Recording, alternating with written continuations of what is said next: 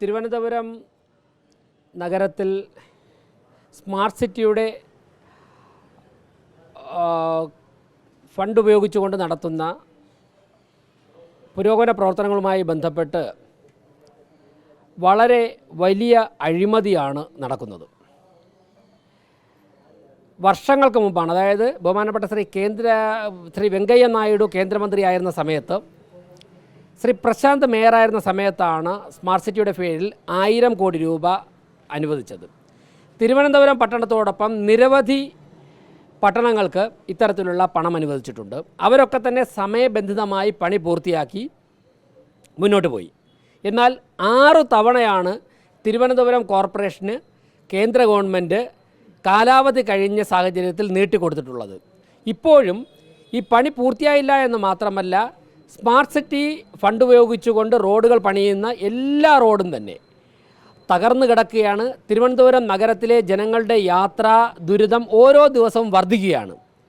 ഇപ്പോൾ ഒരു ഭാഗത്തേക്ക് പോയി 15 മിനിറ്റ് കഴിയുമ്പോഴത്തേക്ക് അതിലൂടെ തിരിച്ചു വരുമ്പോഴേക്കാണ് ആ റോഡ് അടച്ചു വച്ചിരിക്കുന്നതായിട്ട് മനസ്സിലാക്കുന്നത്. ജനങ്ങൾ അക്ഷരാർത്ഥത്തിൽ തന്നെ കെണിയിൽപ്പെട്ടിരിക്കുകയാണ്. ഇപ്പോൾ ഏറ്റവും പരിഹാസ്യമായ അവസ്ഥ, ഈ റോഡ് പണിയുടെ പേരിൽ നടക്കുന്ന അഴിമതി, ഈ അഴിമതി പണം പങ്കുവയ്ക്കുന്നതിനെ ചൊല്ലി ഒരു മുൻ മന്ത്രിയും ഇപ്പോഴത്തെ പൊതുമരാമത്ത് വകുപ്പ് മന്ത്രിയും തമ്മിൽ തെരുവിൽ തല്ലുകയാണ്. പൊതുമരാമത്ത് മന്ത്രി പറയുകയാണ്, കരാറുകാരെ ചിലരെ മാറ്റിയപ്പോഴേക്ക് ചിലർക്ക് കൈ പൊള്ളി, ആ പൊള്ളലിൽ നിന്നാണ് ഈ വേദനയുണ്ടാകുന്നത് എന്ന് പറയുന്നു. ആർക്കാണ് പൊള്ളിയത്? ഏത് കരാറുകാരെയാണ് മാറ്റിയത്? എന്തിനായിരുന്നു മാറ്റിയത്? അവരെ ആരാണ് നിയമിച്ചത്?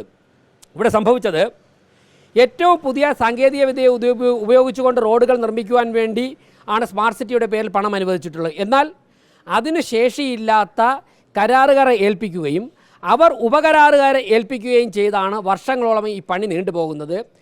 കോർപ്പറേഷൻ്റെ ഭരണാധികാരികളും CPMൻ്റെ നേതാക്കന്മാരും കരാറുകാരുടെ കയ്യിൽ തന്നെ നേരത്തെ തന്നെ കമ്മീഷൻ വാങ്ങി മുന്നോട്ട് പോയി.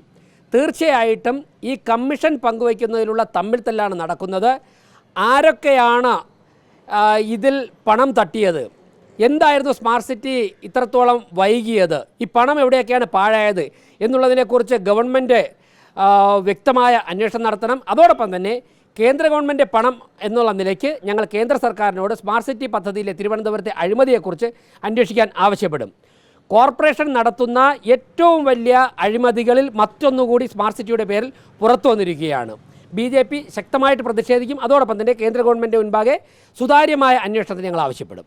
ഇതാണ് പറയാനുള്ള ഒരു പ്രധാനപ്പെട്ട ഒരു കാര്യം. മറ്റൊന്ന്, കേന്ദ്ര ആഭ്യന്തരമന്ത്രി ശ്രീ അമിത് ഷാ ഫെബ്രുവരി മാസം 12-ാം തീയതി തിരുവനന്തപുരം സന്ദർശിക്കുന്നതുമായി ബന്ധപ്പെട്ട് മാധ്യമങ്ങളിൽ ഞങ്ങളൊരു വാർത്ത നൽകിയിരുന്നു.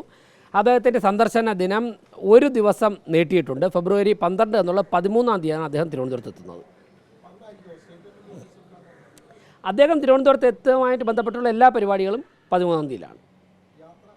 യാത്ര 13-ാം തീയതിയാണ്. 13-ാം തീയതി വൈകുന്നേരമാണ് യാത്രയും. നമ്മൾ നേരത്തെ 12-ന് പറഞ്ഞിരുന്നത് എല്ലാം 13-ലേക്ക് മാറ്റി. ജില്ലയുടെ യാത്രകൾ ആരംഭിച്ചു. ഫെബ്രുവരി 27-നാണ് അവസാനിക്കുന്നത്.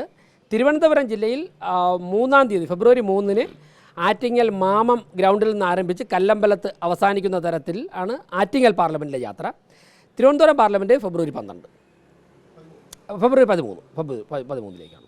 മറ്റുള്ള ഓരോ മണ്ഡലങ്ങളും നടന്നു വരികയാണ്. ഫെബ്രുവരി 27-ന് പാലക്കാടാണ് അവസാനിക്കുന്നത്.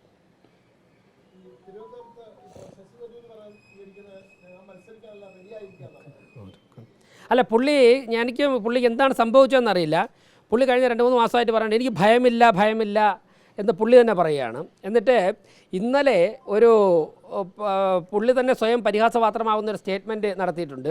പുള്ളിയുടെ സ്വതസിദ്ധമായ ശൈലിയിൽ ഒരു ചിരിയൊക്കെ ചിരിച്ചിട്ട്, ഞാൻ ദിവസവും 7-8 പരിപാടിയിൽ പങ്കെടുക്കുന്നുണ്ടല്ലോ, പിന്നെ എൻ്റെ മണ്ഡലത്തിലെ ജനങ്ങളല്ലേ, എൻ്റെ MP എന്നുള്ള നിലയ്ക്ക് എൻ്റെ ഡ്യൂട്ടി ചെയ്യുകയാണ്. ഇത്രയും കാലം ബാഴ്സലോണ സിറ്റിയിലായിരുന്നു. കഴിഞ്ഞ ആഴ്ചയാണ് ഇവിടെ എത്തിയത്. പുള്ളി തന്നെ നിങ്ങളുടെയൊക്കെ ശ്രദ്ധയിൽപ്പെട്ട് കാണും, കഴിഞ്ഞ ദിവസം യൂത്ത് കോൺഗ്രസിൻ്റെ ഒരു സമരം നടന്നല്ലോ, സെക്രട്ടേറിയറ്റ് മാർച്ച്. അതിൽ പ്രതിഷേധിച്ചുകൊണ്ട് KPCC പോലീസ് ഹെഡ്ക്വാർട്ടേഴ്സിന് മുമ്പിൽ ഒരു ധർണയോ എന്തോ നടത്തിയത് പ്രതിഷേധം. ആ പ്രതിഷേധത്തിൽ ടിയർ ഗ്യാസ് പ്രയോഗിച്ചപ്പോഴേക്കും ഇതിൽ എല്ലാവരുടെയും അസ്വസ്ഥതയുണ്ടായി. ശശി തരൂരിനും അസ്വസ്ഥത ഉണ്ടായിട്ടാണ് അദ്ദേഹം പറയുന്നത്. എന്നിട്ട് അദ്ദേഹം പ്രകോപിതനായി പറയണം, this is the first time in my life. അതെ, അദ്ദേഹത്തിൻ്റെ ജീവിതത്തിൽ ആദ്യമാണിത്. കാരണം തെരഞ്ഞെടുപ്പ് വരാൻ പോകുന്നതിന് മുമ്പുള്ള ഒരു സമരത്തിൽ അദ്ദേഹം പങ്കെടുക്കുന്ന ആദ്യമാണ്. തെരഞ്ഞെടുപ്പ് വരാൻ പോകുന്നതിന് തൊട്ട് മുമ്പായതുകൊണ്ട് അദ്ദേഹത്തിൻ്റെ ജീവിതത്തിൽ ആദ്യമായിട്ട് അദ്ദേഹം ഒരു സമരത്തിൽ പങ്കെടുത്തു. എന്നാൽ കോൺഗ്രസ് ആശയപരമായി ഞങ്ങൾ കോൺഗ്രസിനോട് വിയോജിക്കുമ്പോഴും ബഹുമാനപ്പെട്ട ശ്രീ ഉമ്മൻചാണ്ടിയും കെ കരുണാകരനും ഉൾപ്പെടെയുള്ള നേതാക്കന്മാർക്ക് ലൈഫിൽ ഇതൊന്നും ഫസ്റ്റ് ടൈം ആയിരുന്നില്ല. അവരൊക്കെ തന്നെ ഇതുപോലെ നിരവധി ടിയർ ഗ്യാസ് ഷെല്ലിൻ്റെയും ലാത്തിയുടെയൊക്കെ മുമ്പിൽ ജീവിച്ചാണ് പ്രസ്ഥാനം ഉണ്ടാക്കിയത്. ആ പ്രസ്ഥാനത്തിൽ വന്ന് 15 വർഷം MP ആയിട്ട് ബാഴ്സലോണ സിറ്റിയിലും അവിടെയും ഇവിടെയും ഒക്കെ തന്നെ കറങ്ങിത്തിരിഞ്ഞ് നടന്നതിന് ശേഷം തെരഞ്ഞെടുപ്പിന് 2 മാസം മുമ്പ് കോൺഗ്രസ്സുകാർ സംഘടിപ്പിക്കുന്ന ഒരു പ്രകടനത്തിൻ്റെ മുമ്പിൽ വന്ന് നിൽക്കുന്ന ശശി തരൂർ പറയുകയാണ്, ഞാൻ എൻ്റെ MP എന്നുള്ള നിലയ്ക്ക് എൻ്റെ ഡ്യൂട്ടി ചെയ്യുകയാണ്. ഇത്രത്തോളം പരിഹാസപാത്രമായിട്ടുള്ള ഒരു MP ഇന്ത്യയുടെ ചരിത്രത്തിൽ തന്നെ ഉണ്ടായിട്ടില്ല. ഞാൻ പലപ്പോഴും പറഞ്ഞിട്ടുണ്ടല്ലോ, ഈ ദേശാടന പക്ഷികൾ പോലും ഇദ്ദേഹം വരുന്നതിനേക്കാൾ കൂടുതൽ തിരുവനന്തപുരത്ത് വരാറുണ്ട്. ഈ ഓരോ പ്രദേശത്തും വന്നിട്ട് തിരിച്ച് ആ കാലാവസ്ഥ മാറുമ്പോഴേക്ക് പറന്നു പോകുന്ന പക്ഷികൾ കൃത്യമായിട്ട് 3 മാസം അല്ലെങ്കിൽ 6 മാസം കൂടുമ്പോഴേക്ക് ആരും പറഞ്ഞാലും പറഞ്ഞില്ലെങ്കിലും അവിടെ വരാറുണ്ട്. ഈ പക്ഷികൾ പലവട്ടം വന്നിട്ട് പോയാൽ പോലും തിരുവനന്തപുരം MP ഒരു തവണ പോലും ഇവിടെ വരാറില്ല. അപ്പോൾ അദ്ദേഹം ഇപ്പോൾ എനിക്ക് തോന്നുന്നു മുമ്പത്തെ തെരഞ്ഞെടുപ്പിലൊന്നും ഇല്ലാത്തൊരു വിഭ്രാന്തിയുണ്ട്. എല്ലാ ദിവസവും വന്ന് ഞാൻ കരുത്തനെ പ്രതീക്ഷിക്കുന്നു. അദ്ദേഹത്തെ നേരിടാൻ അത്ര വരെ കരുത്തനൊന്നും വേണ്ട. ജനങ്ങൾ മുഴുവനും കോൺഗ്രസ് പ്രവർത്തകർ, ഞങ്ങൾ BJP കോൺഗ്രസ് പ്രവർത്തകരോട് ചോദിക്കുകയാണ്, ശശി തരൂരിൻ്റെ കഴിഞ്ഞ 15 വർഷത്തെ പ്രവർത്തനത്തിൽ നിങ്ങൾ തൃപ്തരാണോ? ഇന്ത്യൻ നാഷണൽ കോൺഗ്രസിൻ്റെ DCC ഭാരവാഹിയായിട്ടുള്ള കൊഞ്ചിറവിള വിനോദ്, അദ്ദേഹം കഴിഞ്ഞ ഒരു 6 മാസത്തിന് മുമ്പ് ഒരു ഫേസ്ബുക്ക് പോസ്റ്റ് ഇട്ടിട്ടുണ്ട്. അതിൽ ശശി തരൂരിൻ്റെ ചരിത്രവും പുരാണവും ഒക്കെ തന്നെ, അദ്ദേഹത്തിൻ്റെ ശൈലിയെക്കുറിച്ച്, മണ്ഡലത്തിൻ്റെ അദ്ദേഹത്തിൻ്റെ അസാന്നിധ്യത്തെക്കുറിച്ചൊക്കെ തന്നെ വളരെ കൃത്യമായിട്ടൊരു DCC ഭാരവാഹി തന്നെ പറഞ്ഞിട്ടുണ്ട്.